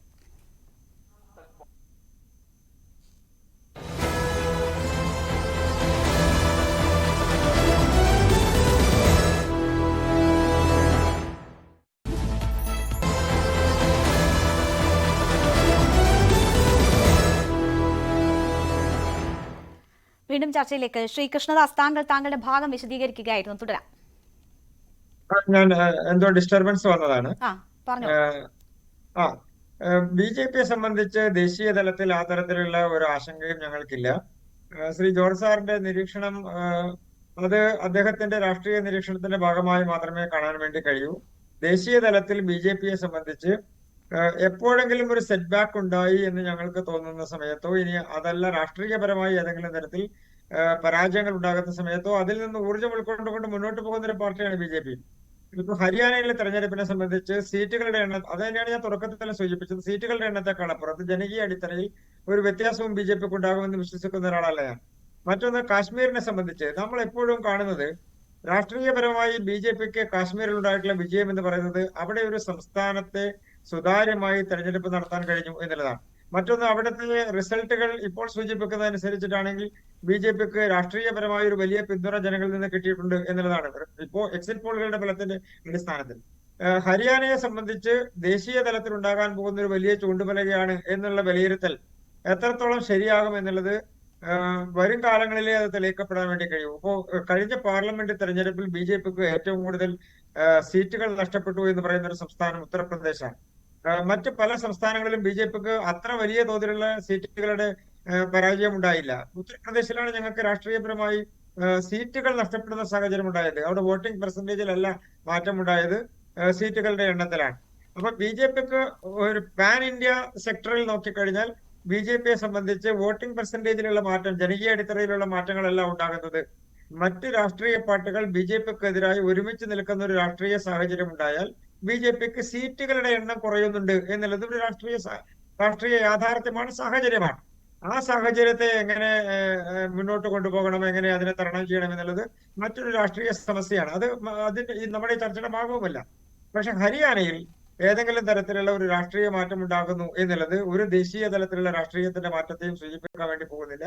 അതുകൊണ്ട് ഏതെങ്കിലും തരത്തിൽ ഏതെങ്കിലും ഒരു നേതാവ് ഉദയം ചെയ്യുന്നു എന്നോ, ഏതെങ്കിലും ഒരു നേതാവ് രാഷ്ട്രീയ നിലപാടിന് എന്തെങ്കിലും മാറ്റം വരുന്നു എന്നോ നിലവിലെ സാഹചര്യത്തിൽ കാണേണ്ടതില്ല. പ്രത്യേകിച്ച് കാശ്മീർ കൂടി ചേർത്ത് വായിക്കുമ്പോൾ കാശ്മീരിൽ നേരത്തെയും കോൺഗ്രസിന് സ്വാധീനമുണ്ടായിരുന്ന സംസ്ഥാനമാണ്. അവിടെ PDP ഭരണം നടത്തിയിരുന്ന സംസ്ഥാനമാണ്. BJPക്ക് മാത്രം സ്വാധീനമുണ്ടായിരുന്ന ഒരു സ്ഥലമാണ്. പക്ഷെ നാൾക്ക് നാൾ BJPയുടെ രാഷ്ട്രീയ നിലപാടുകൾ അംഗീകരിക്കുന്ന ഒരു ജനത കാശ്മീരിൽ വളർന്നു വരുന്നു. അതിനനുകൂലമായി ചിന്തിക്കുന്ന വോട്ടർമാർ വളർന്നു വരുന്നു എന്നുള്ളത് വലിയ ആശയോടും പ്രത്യാശയോടും കൂടി കാണേണ്ട ഒരു സംസ്ഥാനമാണ് കാശ്മീർ. കാരണം എക്കാലത്തും അന്തർദേശീയ തലത്തിൽ നമുക്ക് തലവേദന സൃഷ്ടിക്കുന്ന ഒരു പ്രദേശത്താണ് ഈ തരത്തിലൊരു ദേശീയ ചിന്താഗതിയുള്ള ദേശീയപരമായി ചിന്തിക്കാൻ താങ്കൾ നേരത്തെ തന്നെ സൂചിപ്പിച്ചിരുന്നതുമാണല്ലോ ശ്രീ ജി ഗോപകുമാർ. ഇവിടെ ഇപ്പോൾ ഹരിയാന നഷ്ടപ്പെട്ടാലും കശ്മീർ കിട്ടുകയാണ് എങ്കിൽ BJPക്ക് അവരുടെ രാഷ്ട്രീയ നിലപാടുകൾ വിശദീകരിക്കാനും ഈ ചർച്ചകളിലൊക്കെ തന്നെ പിടിച്ചു നിൽക്കാനും കഴിയുന്ന ഒരു സാഹചര്യം ഉണ്ടാകും. അത് കശ്മീർ ആയതുകൊണ്ട് തന്നെ കൂടുതൽ ശക്തമായി അവർക്ക് അത് ഉപയോഗിക്കാൻ കഴിയും. ഇന്ത്യ ടുഡേയുടെ സൂചനകൾ 27 മുതൽ 31 സീറ്റ് വരെ കശ്മീരിൽ BJPക്ക് കിട്ടാമെന്നതാണ്. കോൺഗ്രസിന് വെറും 11 മുതൽ 15 വരെ, PDPക്ക് 2. അങ്ങനെയാണെങ്കിൽ BJPക്ക് അവിടെ സർക്കാർ രൂപീകരിക്കാനുള്ള സ്വതന്ത്രരുടെ കൂടി സഹായത്തോടു കൂടി സർക്കാർ രൂപീകരിക്കാനുള്ള ഒരു സാഹചര്യം ഒരുങ്ങും. അങ്ങനെ ഒരു സാഹചര്യം ഉണ്ടാവുകയാണെങ്കിൽ BJPക്ക് മുഖം രക്ഷിക്കാൻ ഈ തെരഞ്ഞെടുപ്പിലും കഴിയില്ലേ? രേണുക, അവിടെ ഒരു ചോദ്യമുള്ളത്, ഈ കോൺഗ്രസിന് മാത്രമല്ലേ 11 to 15 നാഷണൽ കോൺഫറൻസിന്റെ സീറ്റുകൾ കൂടി അതിന്റെ കൂടെ കൂടണ്ടേ? NC പ്ലസ് ആണ് കാണിക്കുന്നത് 11 മുതൽ 15 വരെ. NC പ്ലസ് ആണ്. ഓക്കെ.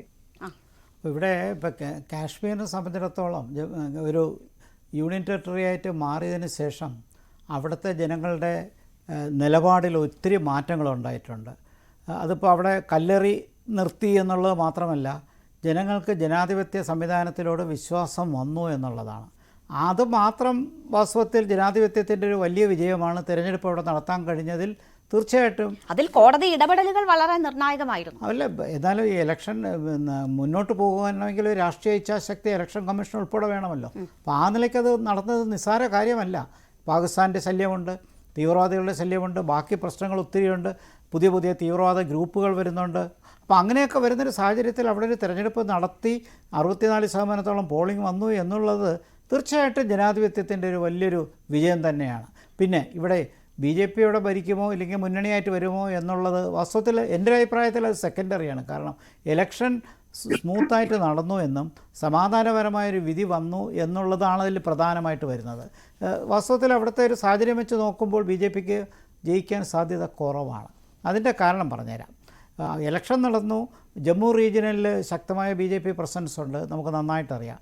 പക്ഷേ ഈ സ്പെഷ്യൽ സ്റ്റാറ്റസ് നഷ്ടപ്പെട്ടതും ഈ 370 വകുപ്പിനെ ഡൈല്യൂട്ട് ചെയ്ത് ഉൾപ്പെടെയുള്ള കാര്യങ്ങളിൽ തീർച്ചയായിട്ടും താഴ്വരയിൽ ശക്തമായ BJP വിരുദ്ധ വികാരമുണ്ട്. അപ്പോൾ BJP അവിടെ കാര്യമായിട്ട് താഴ്വരയിലൊന്നും നേടാൻ പോകുന്നില്ല.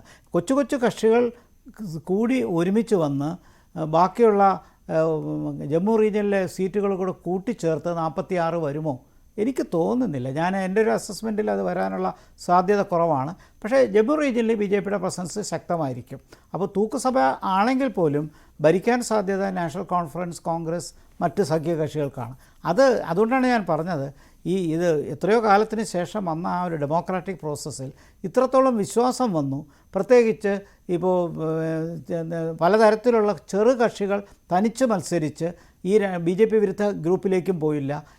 അതേസമയം തനിച്ച് നിൽക്കാനുള്ള തീരുമാനം. അപ്പോൾ അതൊക്കെ നോക്കുമ്പോൾ തീർച്ചയായിട്ടും ആ മേഖലയിൽ ജനാധിപത്യം വളരുന്നു എന്നുള്ളതിൻ്റെ ഒരു സന്തോഷമാണ് അവിടെയുള്ളത്. അപ്പോൾ അതുകൊണ്ട് ഈ തൂക്കുസഭ എന്നുള്ളത് ചിലപ്പോൾ യാഥാർത്ഥ്യമാവാം, പക്ഷേ എന്നാലും ഒരു ഭരണമുണ്ടാകും, അതിന് യാതൊരു തർക്കവുമില്ല.